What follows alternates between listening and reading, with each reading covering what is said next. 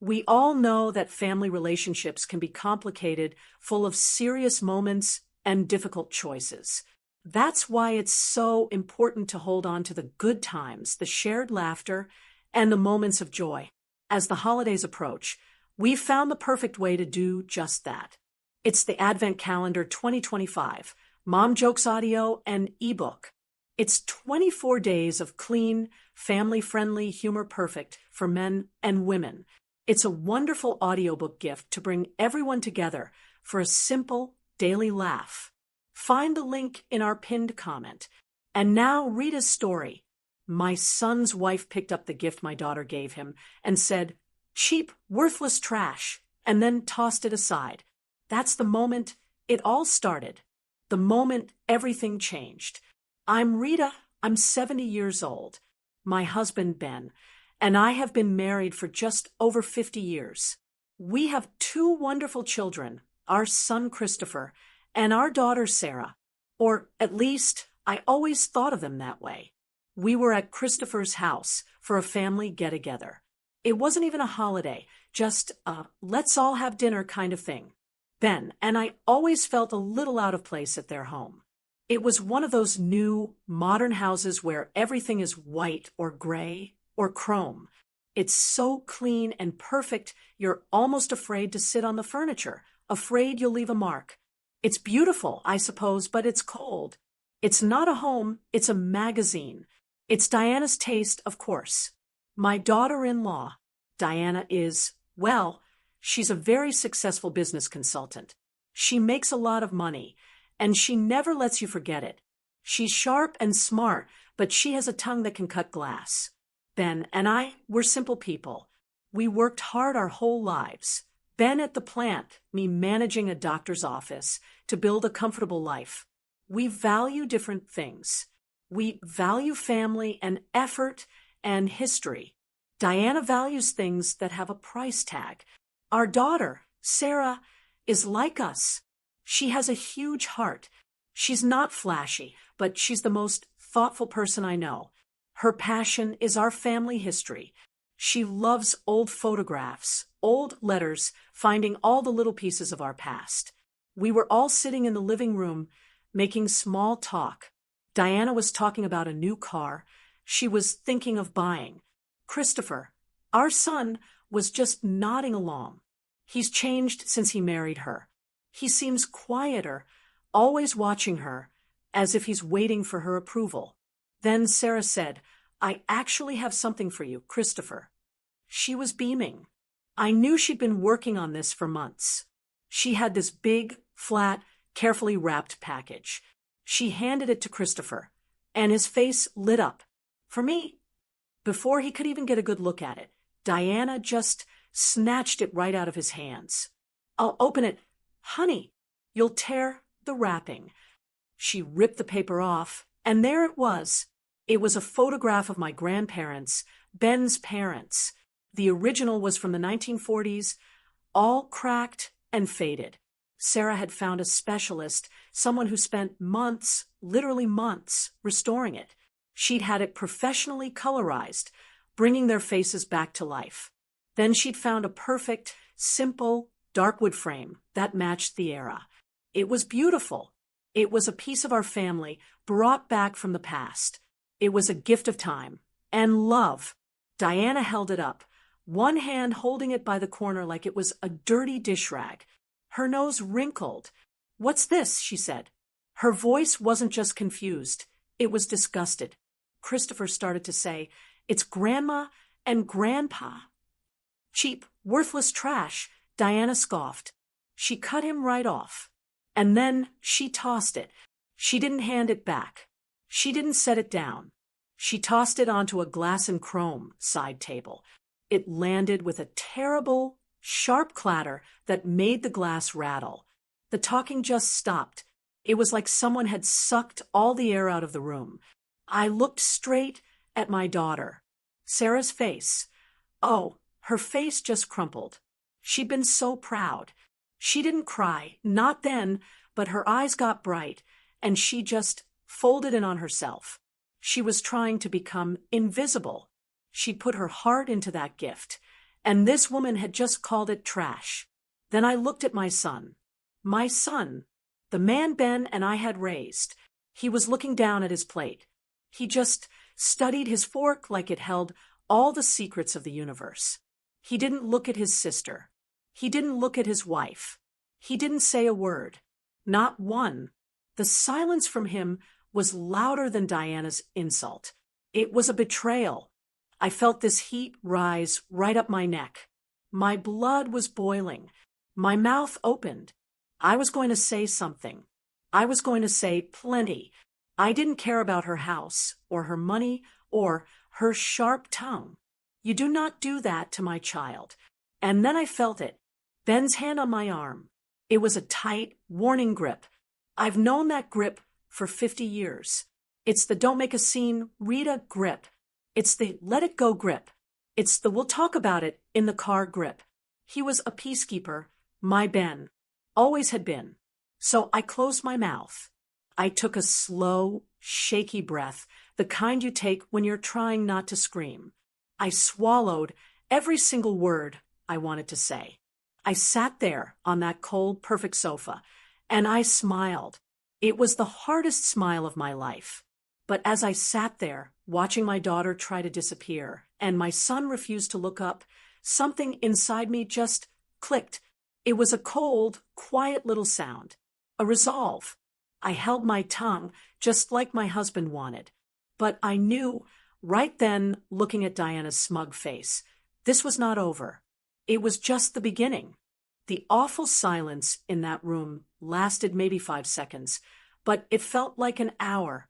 Diana, of course, was the one to break it.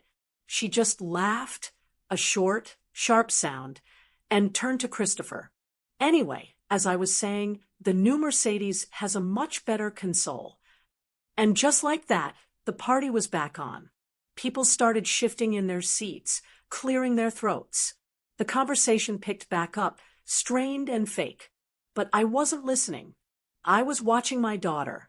Sarah sat there for another minute, staring at her hands in her lap.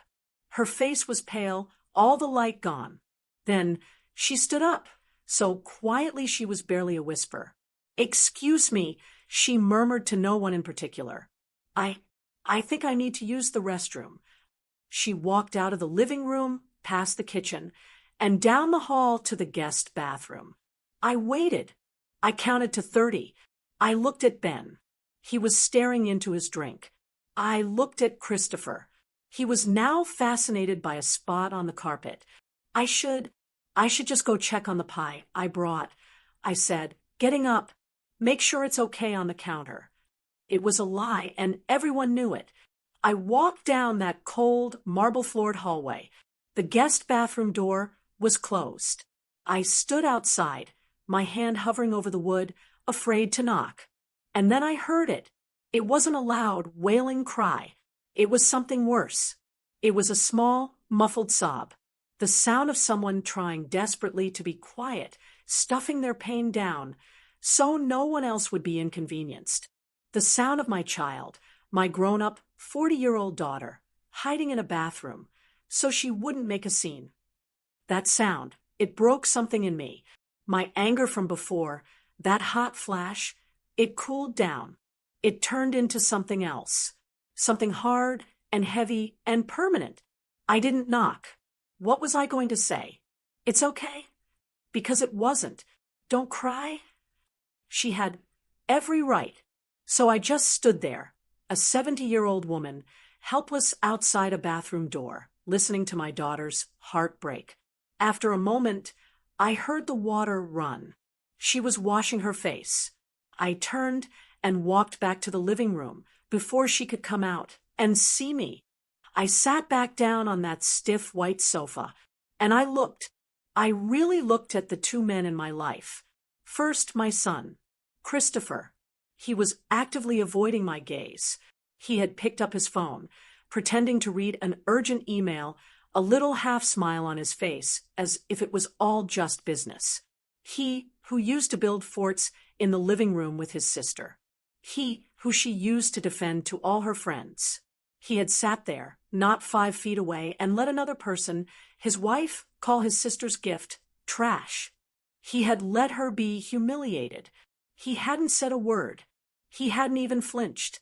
He chose his wife's casual cruelty over his sister's very real pain. It wasn't just weakness. It was a choice. Then I looked at my husband, Ben. He caught my eye as I sat down. He had that look on his face. The tight-lipped, "This is unfortunate" look. He was angry, I could see that. But he was still sitting there. He was still keeping the peace. His hand on my arm hadn't been to protect me. It hadn't been to protect Sarah. It had been to manage the situation, to stop me from making it worse. He had silenced me, just as surely as Diana had silenced Sarah. He was a good man, my Ben, but in that moment, his passivity felt like a betrayal. He was supposed to be my partner. He was supposed to be Sarah's father. His job wasn't to keep the peace. It was to protect his family.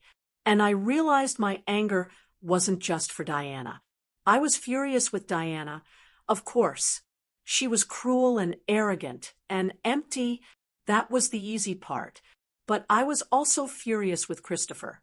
The disappointment I felt for him was so deep it ached. He was our son. We had raised him to be better than that. And, God help me, I was furious with Ben, my husband of 50 years. He had chosen quiet over right. He had chosen to let our daughter be wounded rather than risk a confrontation. I looked at the three of them, the bully, the coward, and the peacemaker, and I realized that in this Sarah and I were completely and utterly alone. This wasn't just a rude comment. This wasn't a simple family spat. This was the symptom of a disease that had been growing in our family for years. Diana's disrespect, Christopher's weakness, and Ben's and my own silent willingness to let it go to avoid a fight. Sarah came back into the room. Her eyes were red and puffy, but her head was high. She was a strong woman, my daughter. She sat down, a little apart from everyone else, and didn't say another word for the rest of the evening. The rest of the dinner was a blur of polite, meaningless chatter. I don't remember what we ate. I just remember the clinking of silverware and the sound of Diana's voice, going on and on. I smiled. I nodded. I passed the salt. But inside, that cold, heavy thing was settling in my stomach. The resolve from earlier was no longer just a feeling. It was a plan. That whole night. And the next day, I just kept replaying that moment in my head. Diana's sneer. The clatter of the frame. Christopher's silence. It made me think about the life Ben and I had built. We started with nothing. When we got married 50 years ago, our first apartment had secondhand furniture that didn't match and a kitchen, so small you could barely turn around. Ben worked his whole life at the plant, long hours, coming home with grease under his fingernails, but a steady paycheck in his pocket. I managed a busy doctor's office for 30 years, juggling patients and schedules and billing. We were frugal. We had to be. We weren't poor, but we never had money to just throw around. We were the generation that saved.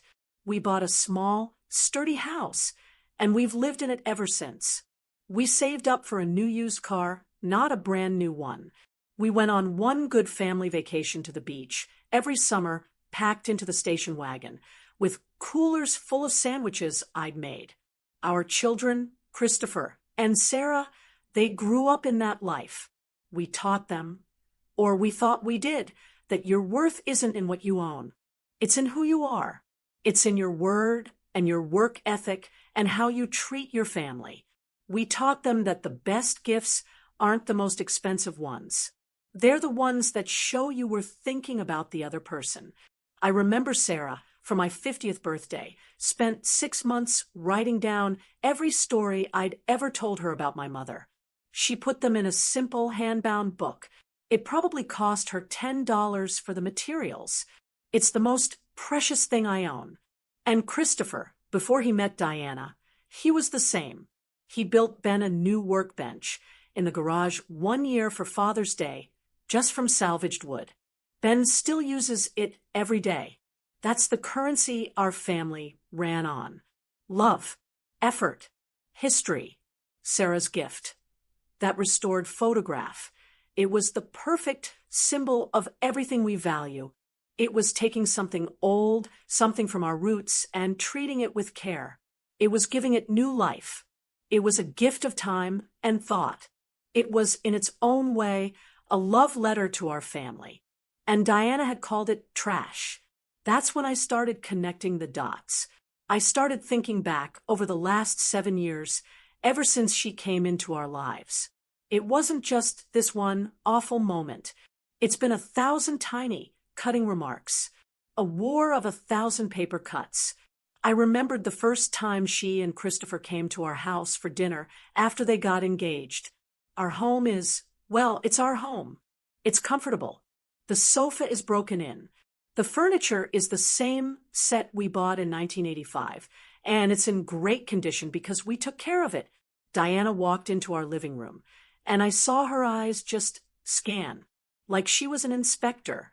She ran her finger along the arm of our sofa and said, "Oh, this is so vintage." She said it with a little, tight smile, but her tone made it clear. She meant old. She meant dated. She meant worthless. I'd never felt ashamed of my own living room until that moment. Then there was the time, a few years ago, when Sarah was so excited about a promotion. She works as a researcher for the local historical society. It doesn't pay a lot, but she loves it.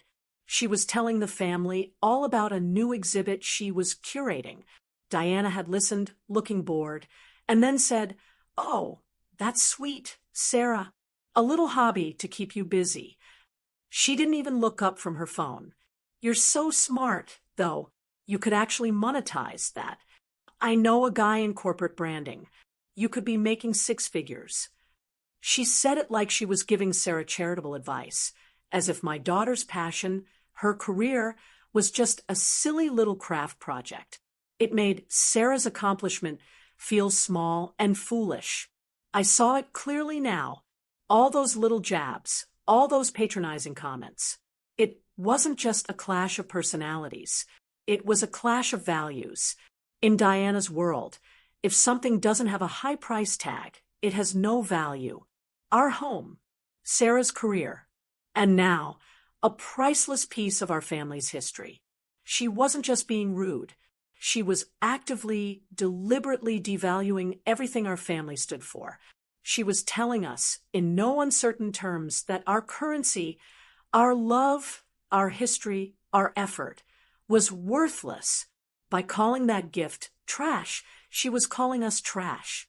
And as I sat there, the memory of my daughter's quiet sob in the bathroom came back to me.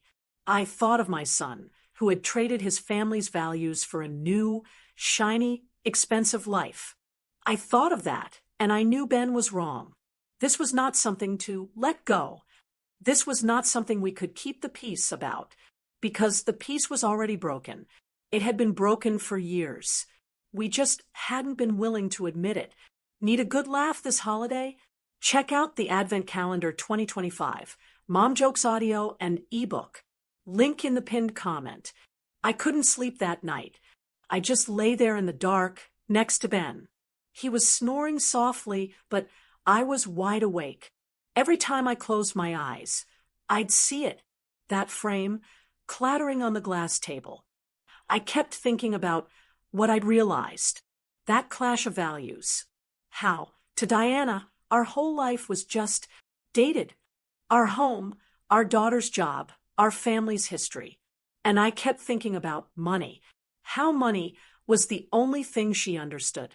And then, like a key turning in a lock, another memory floated up. A memory I hadn't thought about in a long time, probably because I didn't want to. It was about 3 years ago. Christopher and Diana had come over to our house for dinner. This was unusual. They always wanted us to come to their place. But that night, they came to ours, and Diana brought a bottle of wine that she made sure to tell us was very expensive. We were sitting in the kitchen, finishing our meal, and Diana started talking about her new business idea. She was leaving her firm to start her own consulting business. She was so excited, talking a mile a minute about client acquisition and brand synergy. It was all just words to me, but she was Christopher's wife, so Ben and I listened. Then she got to the point. "The thing is," she'd said, putting her wine glass down, "I have all these major clients almost ready to sign. But I need to look the part. I need a proper office space, a professional website, to secure the contracts. I'm short on liquid capital." I remember looking at Christopher. He just nodded like a little puppet. "She's so close, Mom," he said. "It's a sure thing. She just needs a little bridge loan to get her over the hump." A bridge loan.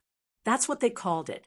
Diana looked at Ben and me with that bright, shiny smile she uses when she wants something. "I'm just in a temporary pinch. I'll pay it all back, with interest, of course, as soon as the first contracts are signed. Probably within 6 months." Ben was quiet. He was folding and refolding his napkin. I knew what he was thinking. We're not a bank. But I looked at my son's hopeful face. I thought, this is his wife. This is their future. She's family. How much of a bridge did you need?" I asked. Diana didn't even hesitate. $20,000. I almost choked on my coffee. That wasn't just a little money. That was a huge piece of our retirement savings. That was our emergency fund. That was our what if the roof needs replacing money. Ben finally spoke. "Diana, that's an awful lot of money. That's our nest egg." "I know," she said, her voice all syrupy. "And I wouldn't dream of asking if it wasn't a guaranteed return. It's just banks are so slow. And this is time sensitive. You'd be helping your son, really helping us build our future." That night, after they left, Ben and I talked about it for hours. "It's a lot of money, Rita," he said, pacing the living room. "It's a risk." "I know," I said, "but he's our son. She's his wife. If this helps them get a solid start, if it helps them be secure, isn't that what this money is for? Helping our family." I was the one who convinced him. I was the one who said, "She's family." 2 days later, Ben and I went to our savings bank. I remember the sick feeling in my stomach as I signed the withdrawal slip. $20,000. The teller counted it out. It felt like a lifetime of work in that one thick envelope. We gave it to Diana, and she hugged us, promising again and again it would be back in our account in 6 months. That was 3 years ago. We never saw a dime. We never even heard another word about it. And as I lay there in the dark, that memory just slammed into the memory from the party. We gave her $20,000. Cash. Our savings. A sacrifice that we made from our frugal life so she could build her expensive one. And she stood in her $1 million house holding a priceless piece of our family, a gift from our daughter. And she called it cheap, worthless trash. The hypocrisy of it made me physically sick. I actually felt the bile rise in my throat. She was happy to take our money. Our cash was valuable enough for her. But our values, our history, our daughter's love, our family's legacy, that was trash. And in that instant, everything became perfectly clear. The internal debate, the anger, the sadness, Ben's warning hand, it all just vanished. It was over. The time for keeping the peace was done. The time for being a doormat, for smiling while my daughter cried, for letting my husband shush me, it was all over. This was the last time. She would not disrespect my daughter again. She would not disrespect me or Ben or the life we built ever again. We will be respected. And that money, that bridge loan, it wasn't a gift. We never said it was a gift. She said she would pay it back. Well, that bridge is closed. I knew, as I lay there in the dark, exactly what I had to do. The debate was over. As a matter of principle, I was going to get our money back. We said our goodbyes at the door. They were as cold and fake as the rest of the evening. Diana gave me a stiff little hug, her cheek barely brushing mine, and said, "So glad you could come." Her voice was bright and empty. Christopher wouldn't look me in the eye. He gave me a quick, one-armed hug and mumbled, "Drive safe, Mom." Sarah had already slipped out, saying she had an early morning. I'd watched her practically run to her car, the restored photograph not with her. She'd left it there, on that glass table, abandoned. The drive home was silent for the first 20 minutes.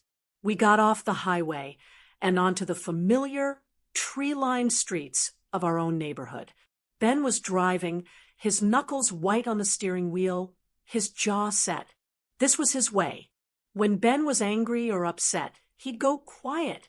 He'd just shut it all down, let it sit in his stomach, and wait for it to pass. He was a man who believed that most problems, if you just ignored them long enough, would solve themselves. But I couldn't. I wasn't just angry. I was changed. That cold, hard thing in my stomach hadn't gone away. It had solidified. "Ben," I said, my voice cutting through the quiet hum of the engine. "Pull over." He glanced at me, confused. "What?" "Rita, we're 2 blocks from the house." "I don't care. Pull over, please." He sighed, that long-suffering sound I knew so well, and pulled the car over to the curb under a streetlight. He put the car in park and turned to me, the dim light showing the deep lines of frustration around his mouth. "What is it?" I took a breath. I wasn't going to yell. I wasn't going to cry. I was going to be calm. "I'm not letting it go, Ben," I said. "Rita," he started, rubbing his face. "It's done. It was awful. She was awful. But it's done. Let's just go home." "No," I said, my voice as flat and hard as I felt. "It's not done. I sat in that house, and I thought about everything. And I've made a decision. I'm going to confront her. I'm going to go over there. And I'm going to tell her exactly what I think of her. And I'm going to ask for our $20,000 back." Ben went pale. I mean, all the color just drained right out of his face. He stared at me like I'd just grown a second head. "Are you out of your mind?" he finally whispered, his voice hoarse. "Rita, don't. Don't what? Don't do that. Please. Just let it go." He was pleading now, his eyes wide. "You know how she is. You know what she's like. She's not going to apologize. She's not going to change. She's not going to give us that money back. You're poking a hornet's nest." "Good," I said. "It's time someone did." "No, you don't understand." He was gripping the steering wheel so hard his hands were shaking. "You're going to start a war, Rita, a family war. And who do you think is going to win? She's got him. She has our son. He'll take her side. He already did tonight. You saw him. He sat there and he said nothing." His voice was getting louder, filled with a kind of fear I hadn't heard in a long time. "You go over there, you demand money, you yell at her, you'll lose him," he said, his voice cracking. "We'll lose him for good. He'll stop calling. He won't come for Thanksgiving. He won't. He'll just be gone. And he'll take it out on Sarah, too. He'll blame her for all of it. This will split them. Rita, right down the middle, forever." He took a deep, shuddering breath. "Is it worth it? Is your pride worth losing our son? Is that money worth it? Sometimes you just have to swallow it. You swallow your pride to keep the family, to keep the peace. It's what you do." I just looked at him, my husband of 50 years. This man I had built a whole life with. He wasn't a bad man. He was just scared. He was terrified of losing his son, and he was willing to sacrifice anything and anyone to stop that from happening. Even his own daughter. He was asking me to choose. It was that simple. He was asking me to tell Sarah that her dignity, her feelings, her worth was a fair price to pay to keep Christopher in our lives. He called it keeping the peace. But as I sat there, under that flickering street light, it felt like surrender. This is the part of my story where I always get stuck. I know what I was feeling, but Ben, he had a point, didn't he? A very real, very scary point that a lot of parents have to face. So, I have to ask you, what would you have done in my shoes? Would you side with Ben, swallow your pride, and just keep the peace to hold the family together? Or would you side with me and risk blowing everything up to stand up for your child? Let me know what you think in the comments.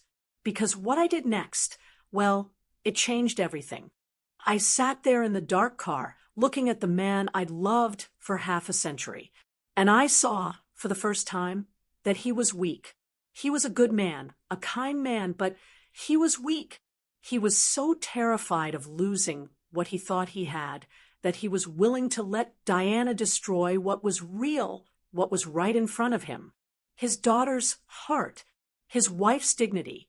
He's already lost, Ben, I said, and my voice was quiet, but it didn't tremble. Can't you see that? The son we raised, the one who built you that workbench, he's gone. He was gone the second. He let his wife call his sister's gift trash and didn't say a word. I put my hand on the door handle. I'm not doing this to lose Christopher. I'm doing this because he's already lost. I'm doing this to save Sarah and to save ourselves. I won't be that woman who sits in silence. Ben didn't say another word. He just put the car in gear and drove the last 2 blocks. We went to bed in silence. He stayed on his side of the bed, 1,000,000 miles away, and I stayed on mine. I didn't sleep. I just stared at the ceiling, my mind clear. That cold, hard resolve wasn't anger anymore. It was just fact. It was a chore I had to do, like cleaning out the gutters. Unpleasant, but necessary. The next morning, I got up at 7, just like always. I showered. I got dressed. I put on a nice pair of tan slacks and a good navy blue blouse. I put on a little bit of lipstick. I wasn't going to war. I was a 70-year-old woman, a mother and a grandmother, and I was going to handle my business with dignity. Ben was at the kitchen table when I came down, staring into a cold cup of coffee. He looked like he hadn't slept either. "Rita," he said, his voice gravelly. "Don't. Just call Sarah. Let's go take her to breakfast. Let's just be a family. The 3 of us." "I have to, Ben," I said, picking up my car keys from the hook. "He'll never forgive you for this." "Maybe," I said, "but I'll never forgive myself if I don't." He didn't try to stop me again.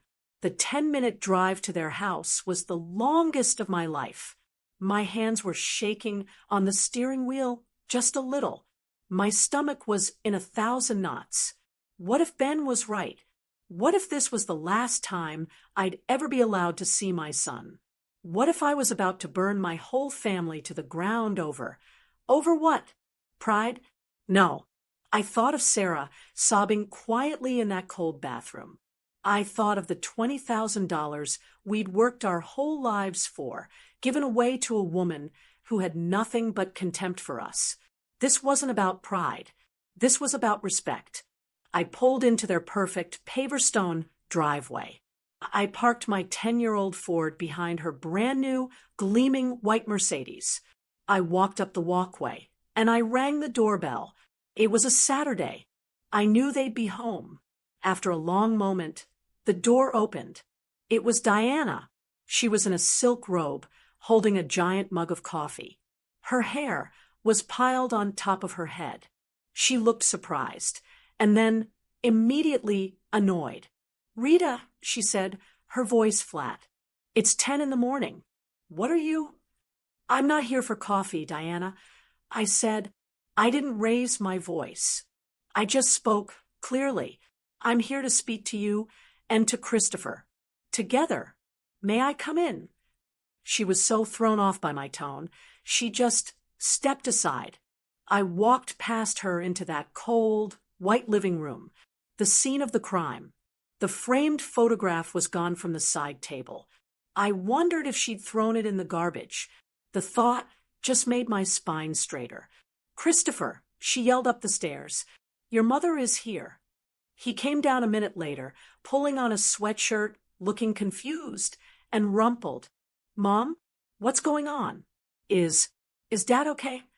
"Dad's fine," I said. I stood there in the middle of the room, my purse in my hands. I wouldn't sit down. "Then what?" Diana leaned against the doorway, crossing her arms, that familiar smirk already on her face. "Yes, Rita. What is it? Did you come to complain about the party?" I looked her right in the eye. I was perfectly calm. "I'm here to say what I should have said last night.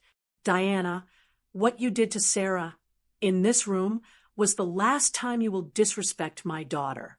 It was cruel, it was deliberate, and it was unacceptable. It will not happen again." Diana's smirk faltered. She actually looked stunned. Then she let out that sharp, barking laugh. "Are you kidding me? You drove all the way over here to scold me because of that dusty old thing?" Christopher stepped forward, his hands up, that peacemaker-in-training look on his face. "Mom, come on. It was just, Diana didn't mean it like that. It was a misunderstanding."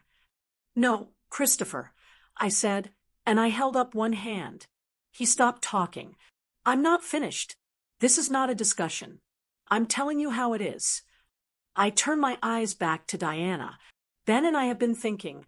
It's clear that our family's values, the things we care about, the history, the effort, they aren't an investment you appreciate. So we've decided it's time to settle our accounts." Diana just stared at me. "What on earth are you talking about?" "The $20,000, I said, my voice as calm and steady as a rock. "The bridge loan you asked for 3 years ago. The one you were going to pay back in 6 months. Ben and I want it back. We need that money in our account by the end of the month." The silence in that room was absolute. Diana's jaw literally dropped. Her face went from mocking to white to a splotchy, furious red. Christopher looked like I had just slapped him across the face. Diana found her voice first. It was a shriek. You dare?" she screamed. "You come into my house after that, and you demand money? Are you insane?" "It was a gift," she yelled, pointing a shaking finger at me. "You gave us that money. It was a gift." "No, Diana," I said, not moving a muscle. "It was a loan. You said 6 months. It's been 3 years. We want it back." "You are a bitter, jealous, pathetic old woman," she spat. "That's what this is. You're jealous of me. You're jealous of this house. You're jealous that your son is more successful than you ever were. You're trash. Just like that stupid picture." I didn't flinch. I just looked at Christopher. He was just standing there, frozen, looking back and forth between us. "Mom," he said, his voice pleading, "you can't be serious. You're doing this now. After all this time, you're bringing this up because of a picture?" And that was the moment my heart finally broke. "I'm bringing this up now," I said to him, "because last night you showed me exactly who you are. You sat there. You let her call your sister's heart trash. That picture, as you call it, was just the last straw. It was the moment I finally realized what she thinks of us, and what you're willing to let her think. Get out." Diana screamed. "Get out of my house. You're done, you hear me? You'll never see a dime, and you'll never see your son again. Get out." I looked at her, raging and red-faced. Then I looked at my son, who was just standing there, paralyzed, saying nothing. "The end of the month, Christopher," I said quietly. Then I turned around, walked out the front door, and for the first time in a very long time, I didn't feel weak at all. Need a good laugh this holiday? Check out the Advent Calendar 2025, Mom Jokes audio and ebook. Link in the pinned comment. I had my hand on the car door handle when I heard him. "Mom, wait." I turned. Christopher was standing in the doorway, his face pale and his eyes wide. Diana was behind him in the shadow of the hall, her arms crossed, watching. "Mom, you're crazy," he shouted, his voice cracking. He took a few steps onto the driveway, his hands out like he was trying to calm a wild animal. You can't just do that. You can't just demand money. What is wrong with you?" I just looked at him. My son. He wasn't yelling to protect his sister. He wasn't yelling because his wife had been cruel. He was yelling because I had broken the rules. I had made a scene. I had brought up the one thing, money, that made him uncomfortable. "You're tearing this family apart," he yelled, and his voice was full of real, actual anger. At me. That was the moment. He wasn't a victim, a puppet paralyzed by his wife. He was her partner. He was her defender. I didn't say a word. There was nothing left to say. What he was angry about told me everything I needed to know. I got in my car. I put the key in the ignition. He was still standing on the lawn, his arms now limp at his sides, looking at me with this awful, accusing look, as if I was the one who had betrayed him. I backed out of the driveway, and I didn't look back. My hands were shaking so badly on the steering wheel I had to pull over a few blocks away. The adrenaline just drained out of me all at once. It left me feeling hollow and cold and unbelievably sad. I put my head on the steering wheel, right there on the side of the road. I didn't cry. I was past tears. I just felt old. I felt 70 years old. "He's gone," I whispered to the windshield. "My boy is gone." Ben was right. I had done it. I had started the war, and I had lost my son. I sat there for a long time, but the hollow feeling started to fill up with something else. It wasn't pride. It wasn't even anger anymore. It was just quiet, the quiet of a decision made.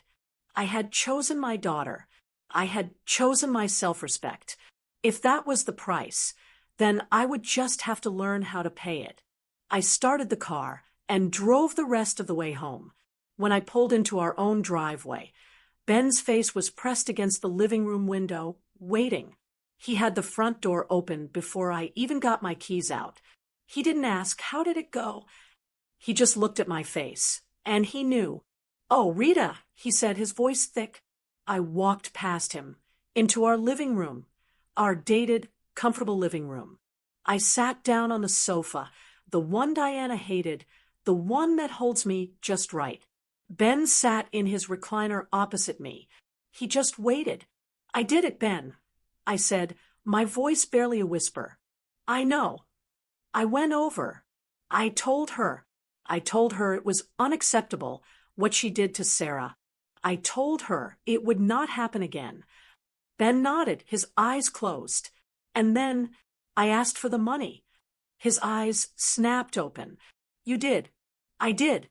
I told them we wanted it back by the end of the month." "My God, Rita, what did she say?" I looked at my hands, resting in my lap. She said I was a bitter, jealous, pathetic old woman. She said I was jealous of her house and her life. I took a breath. She said I was trash, Ben, just like the picture. I watched my husband's face. He went from pale to white to a deep, blotchy red I hadn't seen since he was a young man. His hands, resting on the arms of his chair, slowly clenched into fists.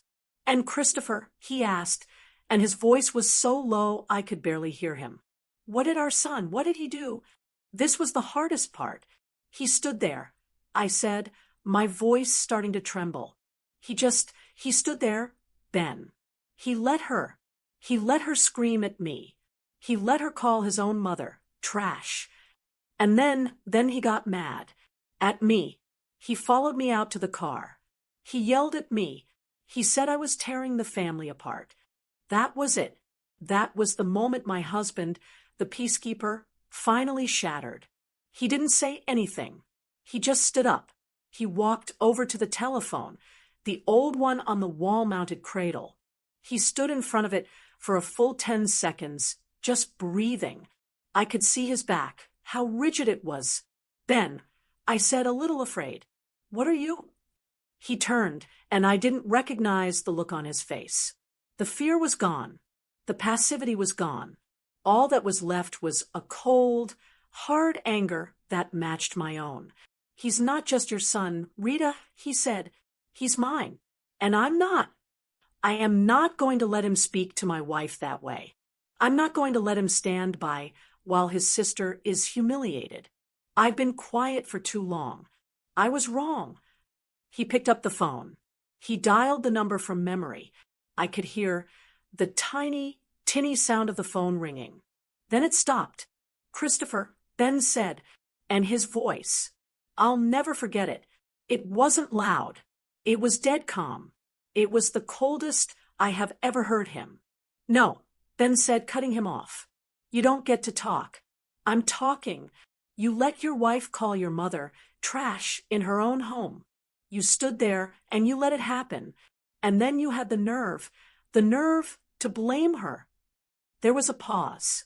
I could hear the faint, high-pitched sound of Christopher yelling through the receiver. Ben just waited, holding the phone away from his ear for a second. Then he put it back.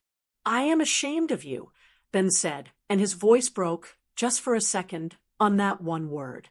"I am deeply, profoundly ashamed of the man you've become. Your mother is right. You've made your choice. So now we're making ours." Ben continued, his voice hard again. "You are no longer welcome in this house. Not for dinner. Not for Christmas. Not for anything. You are not welcome here until you and your wife both call your sister and you apologize. A real apology. And then you apologize to your mother. Until then, we don't have a son." He didn't slam the phone down. He just hung it up. The click in the quiet kitchen was the loudest sound I'd ever heard. The line was drawn.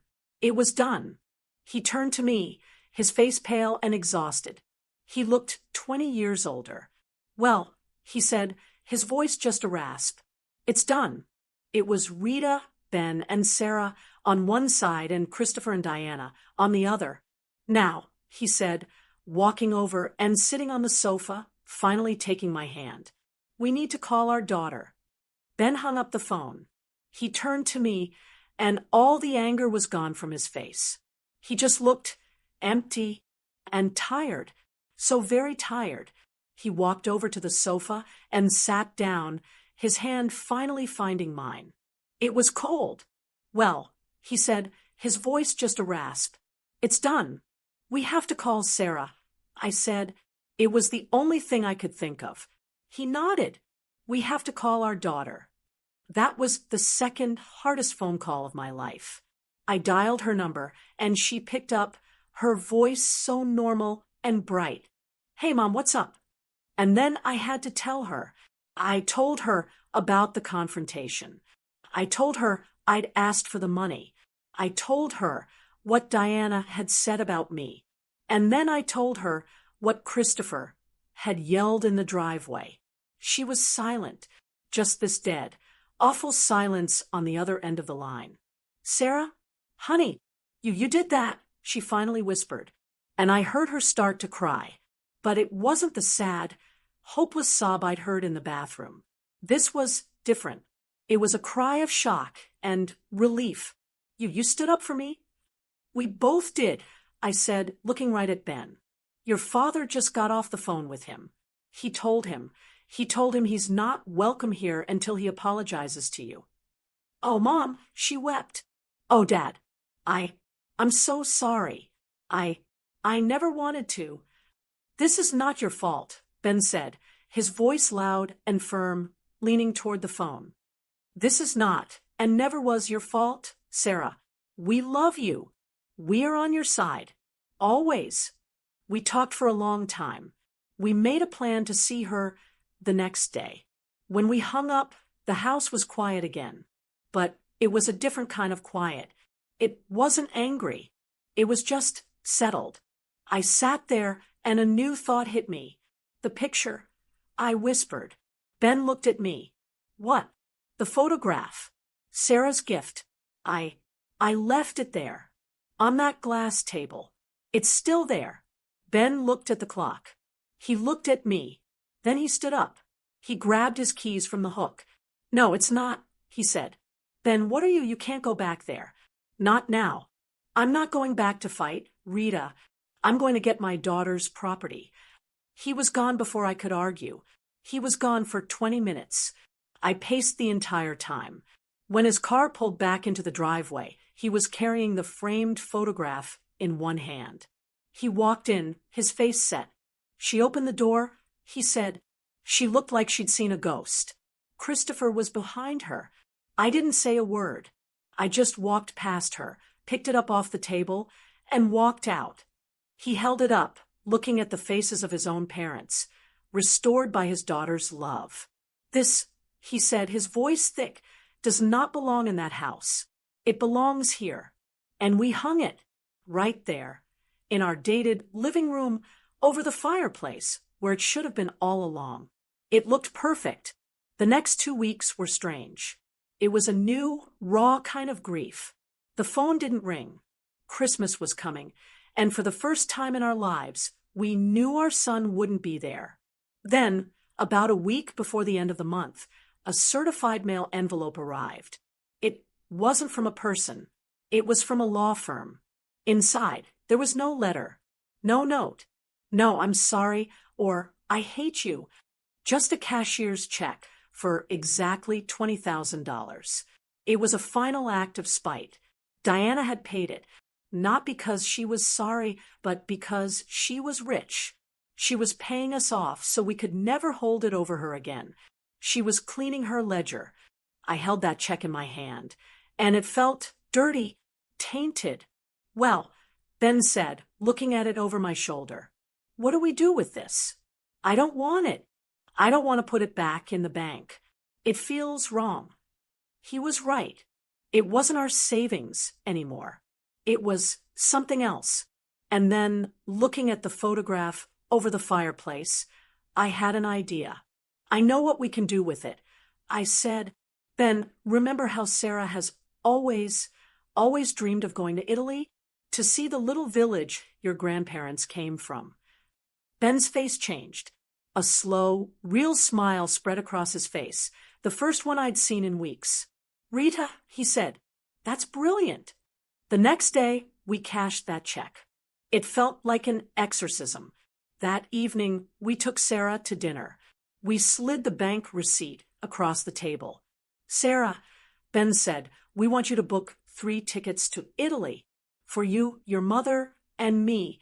We're going to use Diana's trash money to go see our real history.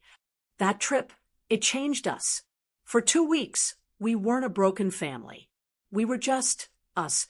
We ate pasta. We saw the old village. We drank wine. We watched Sarah's face, lit up with a joy I hadn't seen in years.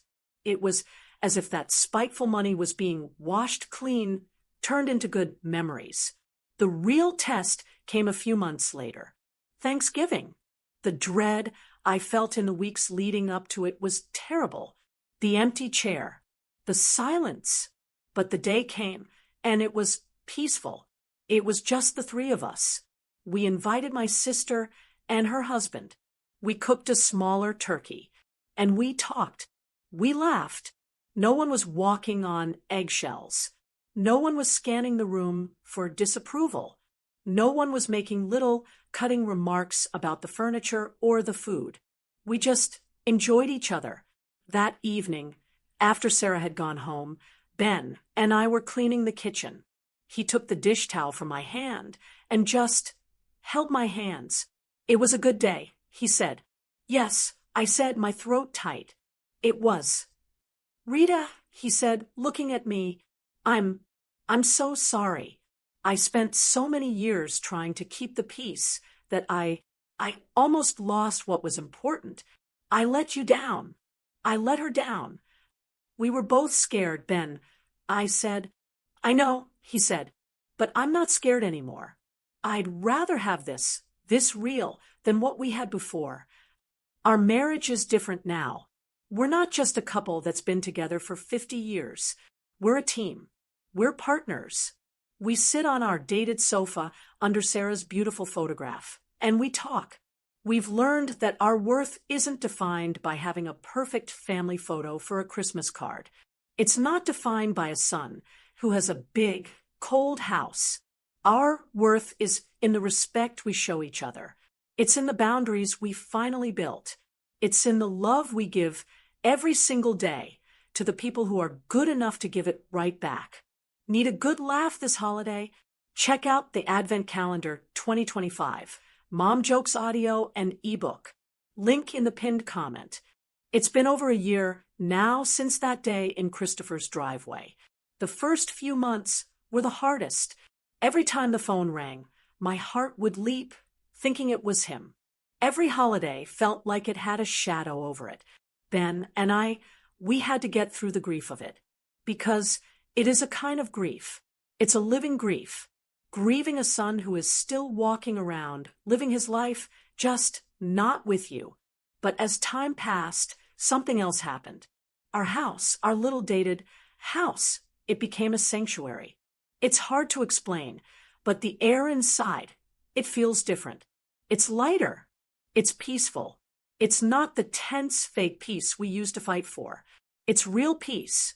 It's the peace that comes from not having to walk on eggshells. It's the peace of knowing that the people who sit at your dinner table actually want to be there and respect the people sitting next to them. That beautiful, restored photograph of Ben's parents hangs over our fireplace. I look at it every single day. It's not a reminder of the fight anymore. It's a reminder of what's worth fighting for. It's a symbol of our family's true history, our true values. And Sarah, oh, my daughter is a different person. It's like a light has been turned back on inside her. The confidence she has now, it's wonderful to see. She's not second-guessing herself. She's not trying to make herself small to please people like Diana. She's thriving at her job. She's dating a lovely man, and she's at our house all the time. Not because she feels obligated, but because it's her home, her safe place. We laugh. We actually genuinely laugh. Ben and I feel closer than we have in 30 years. We are a team. We are a solid us. Then, about 2 months ago, on my birthday, the phone rang. I picked it up, and a voice I hadn't heard in a year said, "Hi, Mom." My hand gripped the receiver. Ben, who was reading the paper, looked up at me over his glasses. "Christopher," I said. My voice was steady. I wanted to call and say happy birthday. "Thank you, Christopher," I said. "That's nice of you." There was this long, awkward silence.